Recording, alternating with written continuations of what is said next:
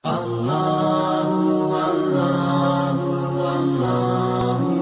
میں اللہ رب العالمین فرائض کا اجر اور ثواب 70 گنا بڑھا کر اللہ رب العالمین عطا فرماتے ہیں۔ اس مہینے کو شہر الصبر قرار دیا گیا، اسے شہر المواسات قرار دیا گیا۔ صبر کا مہینہ ہے، یہ بھلائی کا، ہمدردی کا، غمخواری کا، ایک دوسرے کے دکھ درد کو سمجھنے کا، فقر اور فاقہ کی حالت کو محسوس کرنے کا یہ مہینہ ہے۔ ہم پر اللہ تعالیٰ کا یہ کرم ہوا کہ ایک مرتبہ پھر ہمیں اپنی زندگی میں رمضان کا یہ مہینہ نصیب ہو رہا ہے۔ ہم اس پر اللہ رب العالمین کا لاکھ لاکھ شکر ادا کرتے ہیں اور اس موقع کو غنیمت سمجھنا چاہیے۔ ہم اپنے ان رشتہ داروں کو، اپنے ان اعزاء اور اقرباء کو یاد کر سکتے ہیں کہ جو پچھلے رمضان میں ہمارے ساتھ شریک تھے لیکن یہ رمضان انہیں نصیب نہیں ہوا۔ اس لیے اپنی اس زندگی میں اپنے اس مہلت عمل کو غنیمت سمجھنا، اسے دین کی خدمت کے لیے، اسے نیک اعمال کے لیے، نبی اکرم صلی اللہ علیہ وسلم کی سیرت و سنت کے مطابق اپنی زندگی کو بنانے اور سنوارنے کے لیے وقف کرنا انتہائی ضروری ہے۔ دور قرآن اصلاً قرآن کریم کے معنی اور مفاہیم کو سمجھنے کی ایک کوشش ہے، کیونکہ قرآن کریم علوم کا، معارف کا ایسا ایک سمندر ہے کہ جس میں اگر اپنی پوری زندگی کوئی صرف کر لے تو تب بھی وہ قرآن کریم کا حق ادا نہیں کر سکتا۔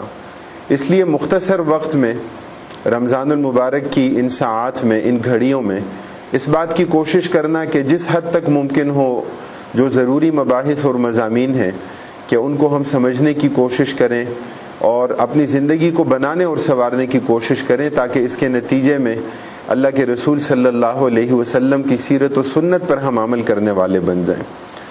اس لیے دور قرآن میں میری یہ کوشش ہوگی کہ قرآن کریم کے مباحث، قرآن کریم کے مضامین اور جو احکام ہم سے متعلق ہیں تو ان کو مختصر انداز میں بیان کیا جائے۔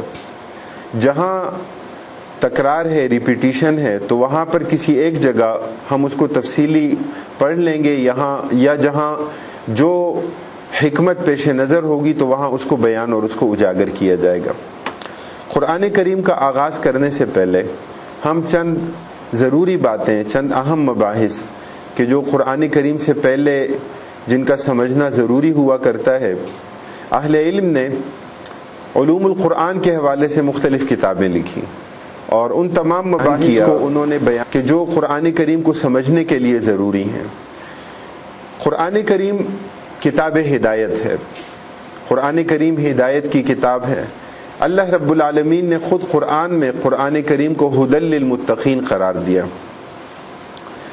ہدایت ہے، لیکن اس ہدایت سے فائدہ اٹھانے والے، اس ہدایت سے اپنی زندگی کو سنوارنے والے اور اس سے فیض حاصل کرنے والے وہ لوگ ہیں کہ جن کے اندر یہ داعیہ موجود ہو، جن کے اندر تقوی کی کیفیت موجود ہو، کہ جو قرآن کو واقعتاً اللہ کا کلام سمجھیں، جو قرآن کریم کو واقعتاً اللہ رب العالمین کی کتاب، کسی مخلوق کے کلام کی طرح نہیں بلکہ اللہ رب العالمین کے کلام کی طرح کا برتاؤ قرآن کریم کے ساتھ کریں۔